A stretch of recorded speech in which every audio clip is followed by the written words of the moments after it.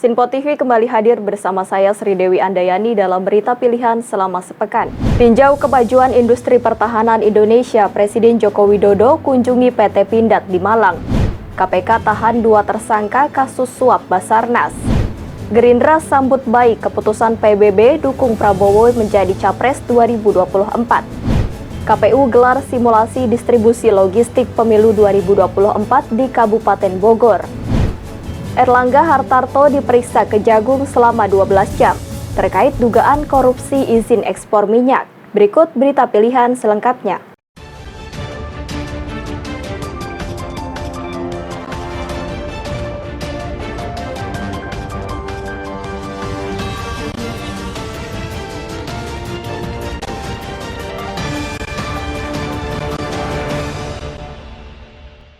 Menteri Pertahanan Prabowo Subianto mendampingi Presiden Joko Widodo saat melakukan kunjungan kerja di Pasar Bulu Lawang, Kabupaten Malang, Jawa Timur pada Senin 24 Juli 2023. Menteri Pertahanan Prabowo Subianto mendampingi Presiden Joko Widodo saat melakukan kunjungan kerja di Pasar Bulu Lawang, Kecamatan Bulu Lawang, Kabupaten Malang, Jawa Timur pada Senin 24 Juli 2023. Dalam kedatangannya bersama Presiden Joko Widodo, Menteri Pertahanan sekaligus Ketua Umum Partai Gerindra, Prabowo Subianto bersama Presiden Jokowi mendapatkan sambutan yang cukup meriah oleh para pedagang yang ada di Pasar Bulu Lawang, Kabupaten Malang. Diketahui kedatangan keduanya adalah guna memberikan bantuan langsung tunai kepada para pedagang yang ada di Pasar Bulu Lawang, Kabupaten Malang. Prabowo yang berjalan tepat di belakang Presiden Jokowi itu ikut menyusuri pasar untuk membagikan bantuan yang ada. Tak hanya disambut meriah, Prabowo juga diserbu para pedagang untuk dimintai swafoto oleh warga yang hadir di sana. Teriakan Prabowo dan permintaan swafoto tersebut semakin riuh ketika Prabowo menghampiri para pedagang yang sudah siap dengan telepon genggamnya. Tim Liputan melaporkan untuk Sinpo TV. Anak muda milenial Indonesia yang tergabung dalam Angkatan Muda Prabowo atau Ampera resmi mendeklarasikan dukungannya kepada Prabowo Subianto sebagai calon presiden di 2024.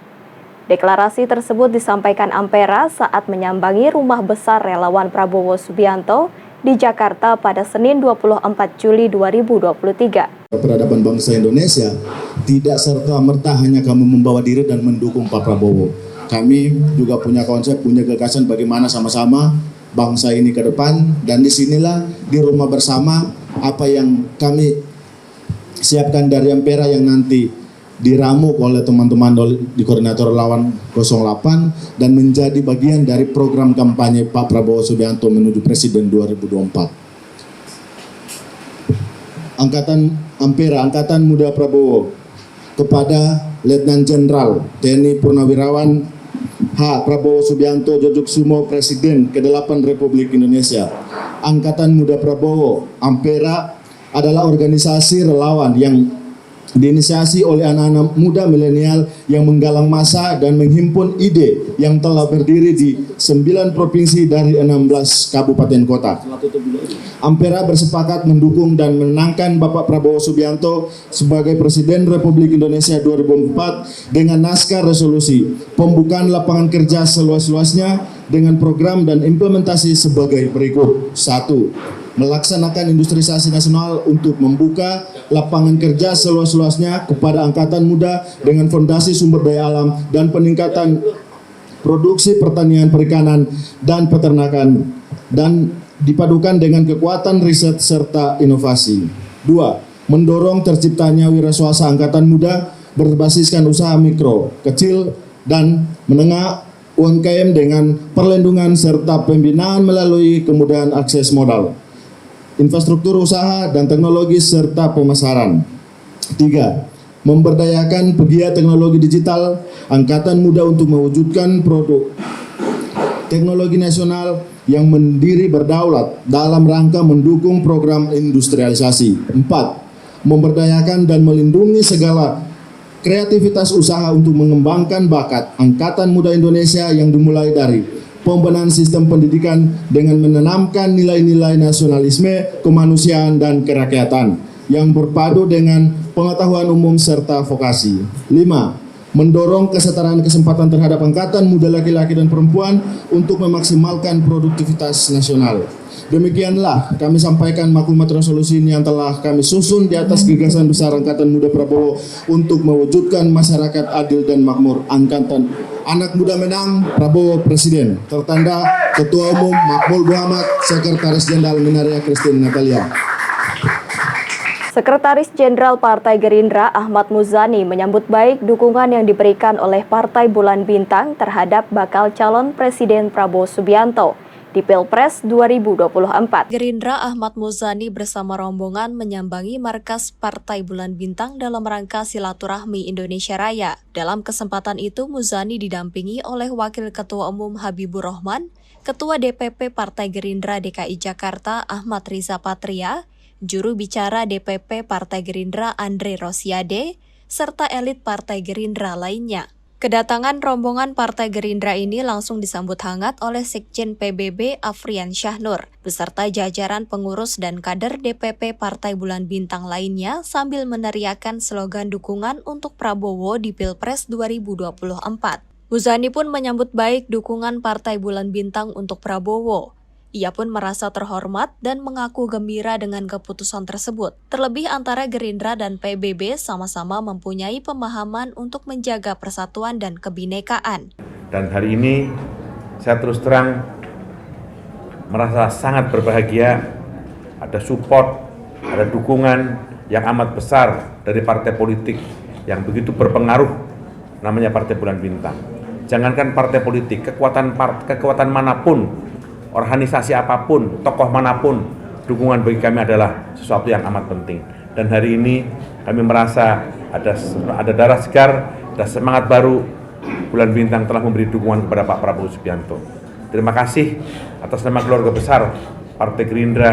Kami sampaikan kepada Profesor Dr. Yusril Iza Mahendra, kepada Sekjen Partai Bulan Bintang, kepada Ketua Dewan Syuro dan seluruh keluarga besar Partai Bulan Bintang atas dukungan dan support dalam keputusan untuk mendukung Pak Prabowo sebagai calon presiden.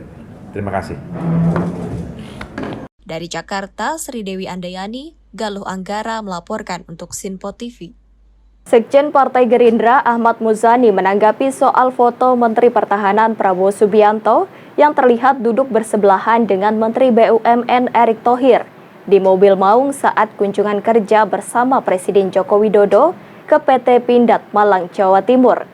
Muzani menilai momen tersebut merupakan sinyal dukungan yang diberikan oleh Presiden Joko Widodo kepada Prabowo Subianto. Momen akrab terlihat saat Menteri Pertahanan Prabowo Subianto duduk bersebelahan dengan Menteri BUMN Erick Thohir sembari menyopiri Presiden Joko Widodo dan Ibu Negara Iriana Joko Widodo saat melakukan kunjungan ke PT Pindad Kabupaten Malang, Jawa Timur pada Senin 24 Juli 2023. Sekjen Partai Gerindra Ahmad Muzani menilai momen tersebut merupakan sinyal dukungan yang diberikan Presiden Joko Widodo kepada Prabowo Subianto dan Erick Thohir yang kala itu sedang mengendarai mobil Maung bersamanya. Meski begitu, Ahmad Muzani enggan menjawab apakah dukungan Jokowi kepada Prabowo dan Erick Thohir itu merupakan dukungan sebagai pasangan capres dan cawapres atau bukan. Muzani hanya menganggap momen tersebut hanyalah kunjungan kerja biasa antara Menteri Pertahanan dan Menteri BUMN bersama Presiden. Saya mau nanya,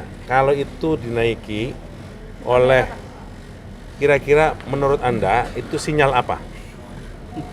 Sinyal kuat nih berarti nih. Sinyal kuat arahnya kemana nih Pak? Kalau saya tadi melihat foto itu artinya isyarat dukungan oleh Presiden kepada calon atau orang yang sedang menaiki mobil itu. Berarti artinya kepada Pak Prabowo dan juga Pak Erick Thohir begitu Pak, yang berdampingan ke depannya? Pokoknya kami menganggap itu dukungan dari Presiden memberi sinyal kepada orang yang sedang menaiki di mobil itu. Kalau Pak Prabowo sama Pak Jokowi sama Pak Erick kunjungan bareng Pak ke Malang Pak, apakah ini tanda? Ini kunjungan Menteri Pertahanan dan Menteri BUMN ke BUMN. Kebetulan BUMN itu BUMN untuk urusan pertahanan Pindad. Jadi itu.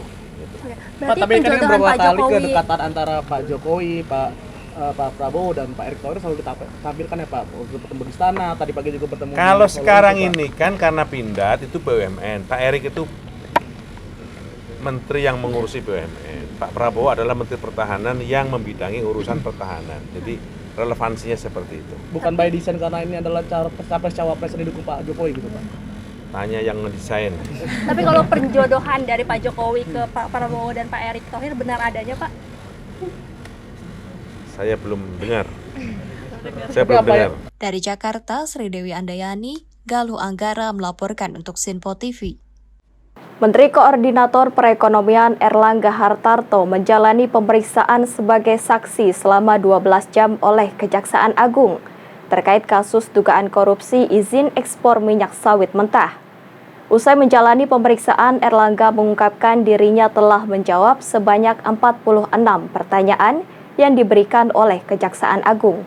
Menteri Koordinator Perekonomian Erlangga Hartarto menjalani pemeriksaan sebagai saksi selama 12 jam oleh Kejaksaan Agung terkait kasus dugaan korupsi izin ekspor minyak sawit mentah, CPO dan turunannya, termasuk minyak goreng periode 2021 hingga 2022. Usai menjalani pemeriksaan, Erlangga menyampaikan dan mengaku bahwa dirinya telah menjawab sebanyak 46 pertanyaan yang diberikan oleh Kejaksaan Agung. Media elektronik, terima kasih Pak Kuntadi, Pak Ketut selaku Kapuspen.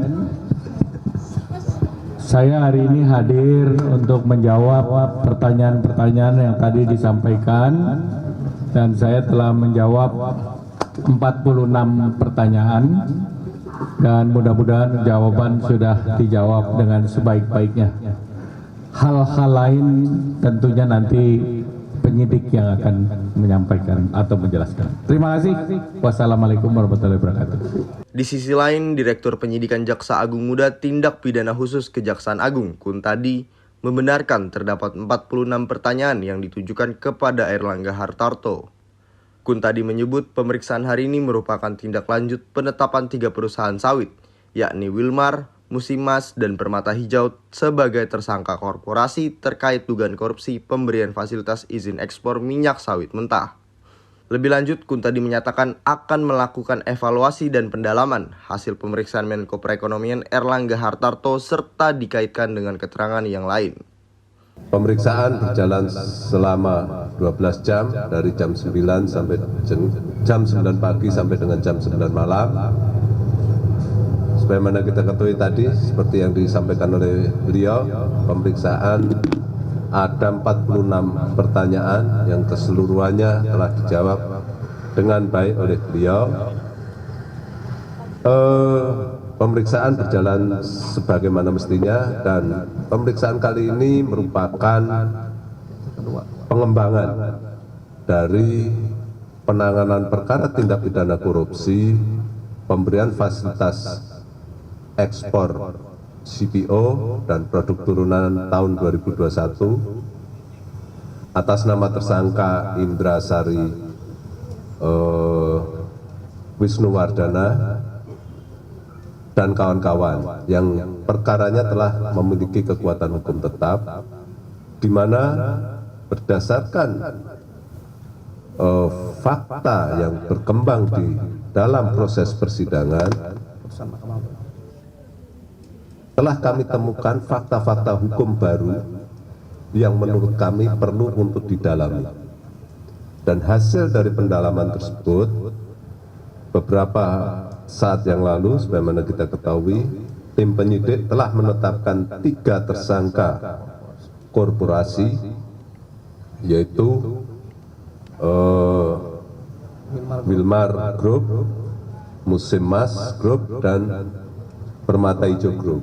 Dari Jakarta, tim liputan melaporkan untuk Sinpo TV. Presiden Joko Widodo melakukan kunjungan ke PT Pindad, yakni perusahaan milik negara yang bergerak di bidang industri pertahanan.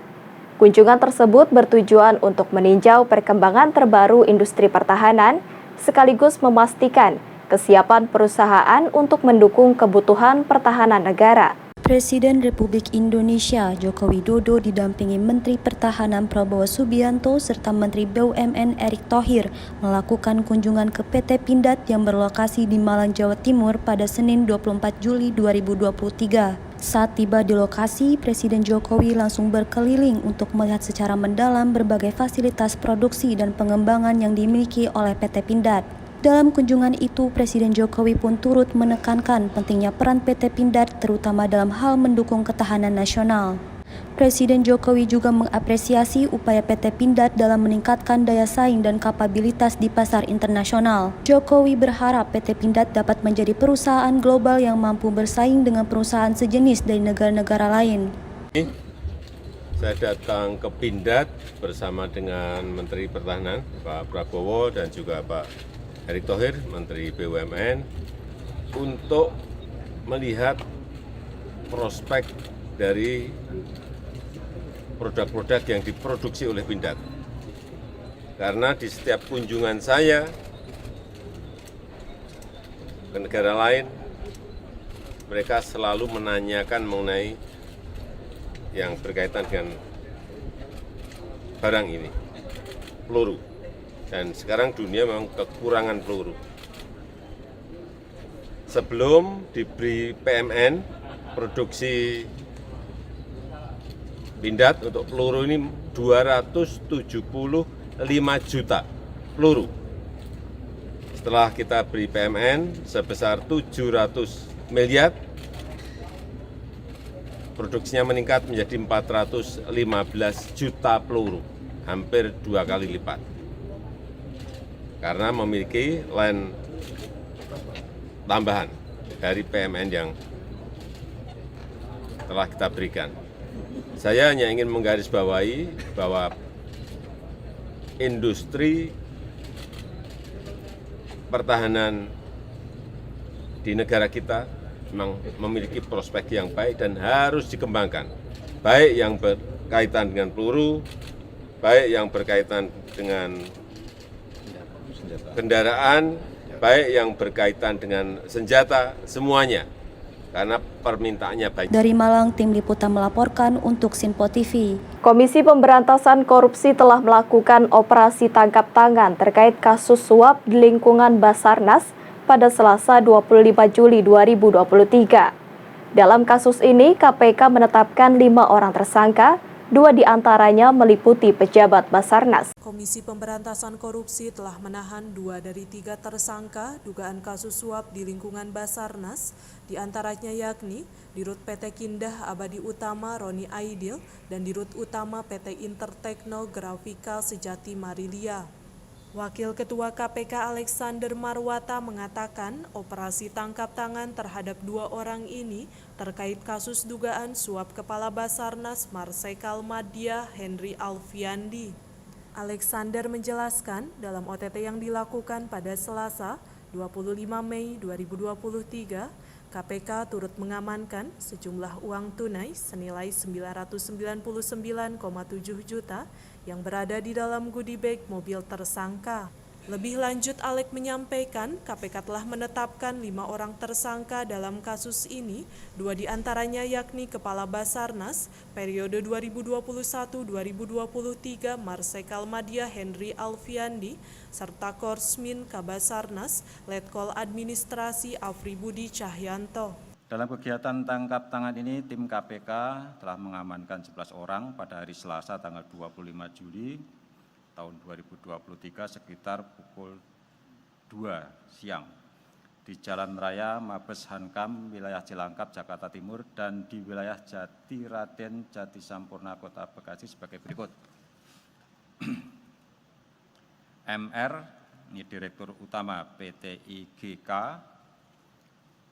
JH, Direktur Keuangan PT IGK, kemudian RK, Manajer Keuangan PT IGK, ER, SPV Treasury PT IGK, DN, Staf Keuangan PT IGK, HW, Sopir MR, EH, Staf Keuangan PT IGK, ABC, ini Korsmin Kepala Basarnas, kemudian RA, Direktur Utama PT KAU,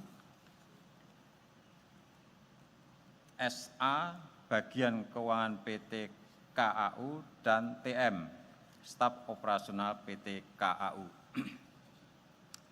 Adapun kronologis terjadinya kegiatan tangkap tangan adalah sebagai berikut. Diawali dengan diterimanya informasi dari masyarakat mengenai dugaan adanya penyerahan sejumlah uang pada penyelenggara negara atau yang mewakilinya terkait pengkondisian pemenang tender proyek di Basarnas. Pada hari Selasa, tanggal 25 Juli tahun 2023, tim KPK mendapat informasi adanya penyerahan sejumlah uang dalam bentuk tunai dari MR kepada ABC sebagai perwakilan HA di salah satu parkiran bank di Mabes TNI Cilangkap. Tim KPK kemudian langsung mengamankan MR, ER, dan HW di Jalan Mabes Hankam, Cilangkap, dan ABC di salah satu restoran soto di Jati Sampurna, Bekasi. Turut diamankan goodie bag yang disimpan dalam bagasi mobil ABC yang berisi uang sejumlah Rp999,7 juta, hampir 1 miliar. Para pihak yang diamankan beserta barang bukti kemudian dibawa ke Gedung Merah Putih KPK untuk selanjutnya dimintai keterangan.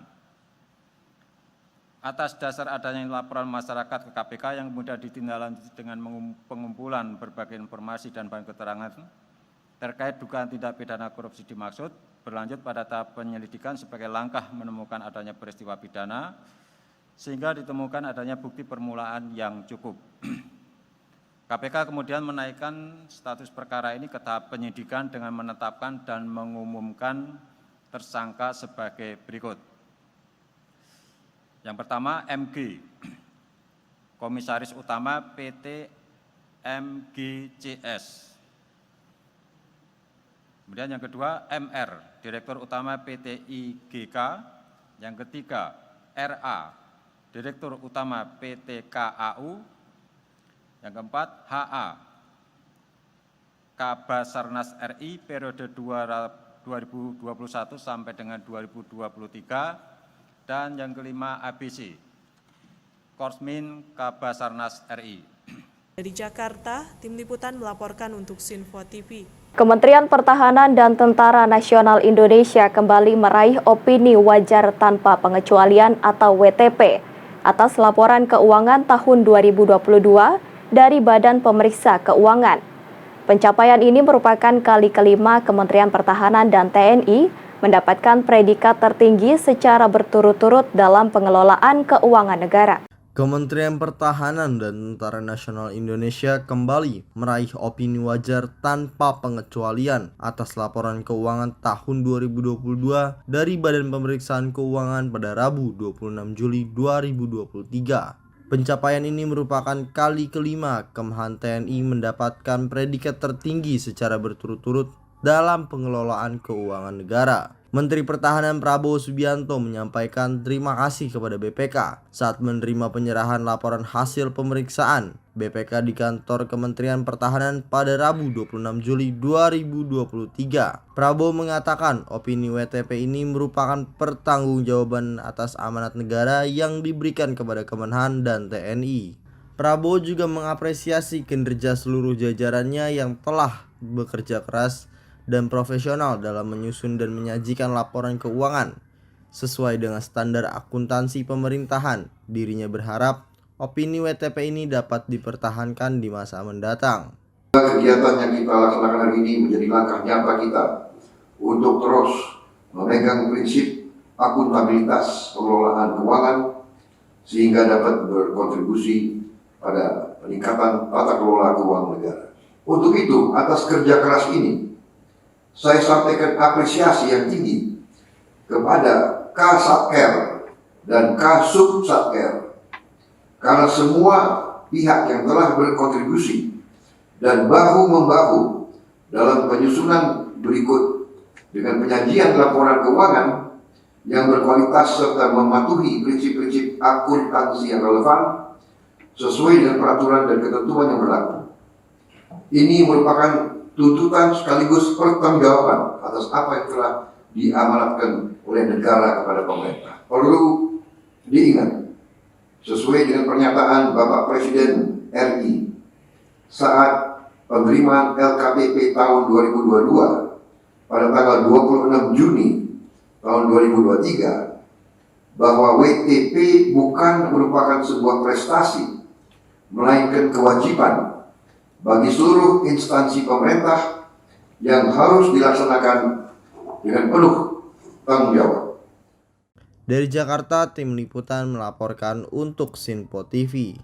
Komisi Pemilihan Umum Kabupaten Bogor, Jawa Barat dijadikan sebagai tempat simulasi pendistribusian logistik pemilu 2024. Mulai dari bongkar muat sortir hingga pengepakan. Dipilihnya simulasi distribusi di kantor KPU Kabupaten Bogor oleh KPU RI lantaran daftar pemilih tetap terbanyak se-Indonesia. Komisi Pemilihan Umum Kabupaten Bogor, Jawa Barat dijadikan sebagai tempat simulasi pendistribusian logistik pemilu 2024 mulai dari bongkar muat, sortir hingga pengepakan. Dipilihnya simulasi distribusi di kantor KPU Kabupaten Bogor oleh KPU RI lantaran daftar pemilih tetap terbanyak se-Indonesia. Ketua KPU RI Hashim Asari meninjau langsung simulasi proses pendistribusian logistik pemilu 2024 di KPU Kabupaten Bogor di kantor KPU Cibinong Kabupaten Bogor. Dari mulai kedatangan truk logistik pemilu 2024 hingga proses pelipatan surat suara, proses sortir, kotak suara hingga proses pengiriman ke beberapa wilayah yang ada di Kabupaten Bogor. Menurut Hashim Asari, dipilihnya Kabupaten Bogor menjadi tempat simulasi distribusi pemilu 2024. Selain dekat dengan ibu kota negara, Kabupaten Bogor juga memiliki jumlah DPT-nya terbanyak se-Indonesia dengan jumlah 3,8 juta hak pilih. Hari Kamis tanggal 27 Juli 2023, KPU membuat atau menyelenggarakan simulasi bongkar muat, kemudian sortir, pelipatan dan pengepakan logistik keperluan pemilu 2024. Simulasi ini penting karena apa? Ini situasi real yang nanti akan dihadapi oleh KPU dengan semangat untuk pengadaan logistik, distribusi logistik itu kan ada tepat jumlah, tepat waktu, tepat sasaran, tepat jenis, karena kan jenis pemilunya masing-masing, ada pemilu presiden, pemilu DPR, DPD, DPRD provinsi, kabupaten kota, ada 5 jenis pemilu. Surat suara kan ragamnya juga banyak, karena daerah pemilihan kita untuk pemilu 2024, mulai pemilu presiden, DPR, DPD, DPRD provinsi, kabupaten kota itu lebih dari 2.700 daerah pemilihan. Sehingga desain surat suara juga lebih dari 2.700 desain. Itu kan harus ada ketepatan kan, ini surat suara untuk daerah mana, untuk pemilu jenis apa, termasuk formulir begitu, karena sistemnya proporsional, daftar calon terbuka, nama calon dicetak, ditulis di dalam surat suara dan juga dicetak di dalam formulir, sehingga harus tepat. Misalkan ini untuk pemilu jenis apa, daerah mana, karena nama-nama calegnya kan beda-beda. Nah ini semua harus disimulasikan, karena ini situasi real yang kita hadapi. Nah simulasi pertama ini dilakukan di kantor KPU Kabupaten Bogor, tepat di bidangnya kantor KPU Kabupaten Bogor. Ya pertimbangannya diantaranya kalau ini paling dekat lah dengan KPU pusat. Yang kedua saya kira kita tahu semua KPU Kabupaten Bogor ini layanannya ini layanan terbesar untuk kabupaten. Jumlah pemilihnya itu sekitar 3,8 juta. Paling besar untuk karakter KPU kabupaten, dan itu nanti akan akan tergambarkan situasi yang kita hadapi ketika misalkan disiapkan truk ya, ini begitu dia datang, siapa yang ngangkut, menempatkannya di mana, kemudian membongkarnya bagaimana, cara menghitung yang diterima, karena harus dibuat berita acara atau diterima, dan kemudian begitu sudah kelengkapan situasi sortir itu kan apakah kualitas surat suaranya bagus atau tidak, formulirnya bagus atau tidak, apa yang masuk kategori surat suaranya ini tidak bagus atau rusak harus disortir kemudian diganti dengan yang lebih baik. Surat suara yang tidak digunakan bagaimana cara memusnahkannya. Kemudian kalau jumlahnya seperti di Bogor ini ya 3,8 juta pemilih, kalau untuk 5 jenis pemilu berarti kan tinggal dikalikan 5, ya kan? Dengan begitu dalam durasi waktu yang ditentukan, dengan kerja sehari 24 jam terus, dan kemudian harus ada orang yang melipat, mensortir, kira-kira kalau satu orang kerjanya per 8 jam kan berarti buat 3 shift. 3 shift itu kira-kira butuh berapa hari? Honornya kepantasannya berapa? Ini kan harus dihitung semua. Dan itu semua baru bisa dilakukan kalau ada simulasinya. Dan simulasi ini boleh dikatakan simulasi awal, simulasi pertama. Nanti kita evaluasi, kita jadikan model. Dengan simulasi ini kita jadikan model untuk simulasi serupa di banyak tempat dengan berbagai macam karakter daerah kita masing-masing. KPU RI berharap nantinya pelaksanaan pemilu 2024, Pilpres, Pileg, dan pemilihan kepala daerah nantinya berjalan dengan lancar, tepat waktu, tepat sasaran. Dari Bogor, Tim Liputan melaporkan untuk Sinpo TV. Presiden Joko Widodo melantik sebanyak 833 perwira TNI dan Polri tahun 2023 di halaman Istana Merdeka, Jakarta. Jokowi berharap perwira TNI dan Polri dapat menjadi garda terdepan untuk menjaga stabilitas keamanan dan tegaknya NKRI. Presiden Jokowi melantik secara langsung perwira TNI dan Polri tahun 2023 di halaman Istana Merdeka, Jakarta pada Rabu 26 Juli 2023. Jokowi melantik sebanyak 833 perwira TNI dan Polri yang merupakan lulusan Akademi Militer, Akademi Angkatan Laut, Akademi Angkatan Udara, serta Akademi Kepolisian. Acara pelantikan turut dihadiri Wakil Presiden Ma'ruf Amin, Menko Polhukam Mahfud MD, Menteri Pertahanan Prabowo Subianto, Panglima TNI Laksamana Yudo Margono, Kapolri Jenderal Polisi Sigit Prabowo, hingga Ketua MPR Bambang Suesatyo. Jokowi pun berharap para perwira dan kesatria muda ini dapat menjadi teladan masyarakat, menjaga integritas, menjunjung tinggi dan etika nilai-nilai keprajuritan serta garda terdepan menjaga stabilitas keamanan dan tegaknya NKRI. Saya bangga melantik saudara-saudari, para perwira muda, para kasatria muda yang berani, percaya diri, dan optimis, yang selalu siap mendedikasikan diri, yang menjadi pemersatu bangsa, serta bekerja dan mengabdi untuk kemajuan bangsa dan negara. Para perwira muda TNI dan Polri yang saya banggakan, mulai hari ini saudara-saudara akan memulai perjalanan pengabdian yang nyata, membuktikan kemampuan dan kesetiaan dalam mengemban tugas negara, dalam melayani masyarakat, bangsa, dan negara. Tugas saudara-saudara tidak mudah, menjaga stabilitas keamanan negara, menjaga tegaknya NKRI, meneruskan tongkat estafet kepemimpinan bangsa. Dan saudara-saudara akan menghadapi situasi yang sangat berbeda. Dunia mengalami perubahan yang sangat cepat, disrupsi teknologi yang sangat pesat, geopolitik yang sangat dinamis saat ini, yang harus disikapi secara tepat dan cepat. Dunia kemiliteran dan kepolisian juga berubah cepat. Kita tidak boleh ketinggalan.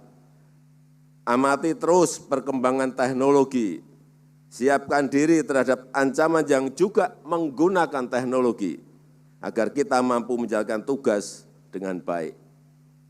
Oleh karena itu saya minta kepada saudara-saudara untuk terus belajar, menempa kemampuan dan keahlian, menguasai pengetahuan dan teknologi, dan terus berinovasi.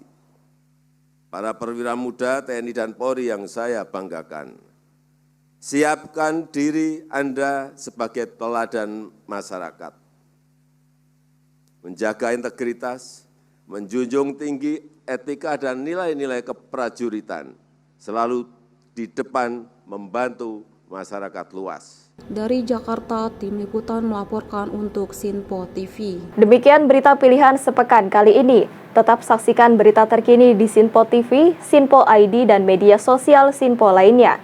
Saya Sri Dewi Andayani dan kru yang bertugas pamit undur diri. Selamat berakhir pekan dan sampai jumpa.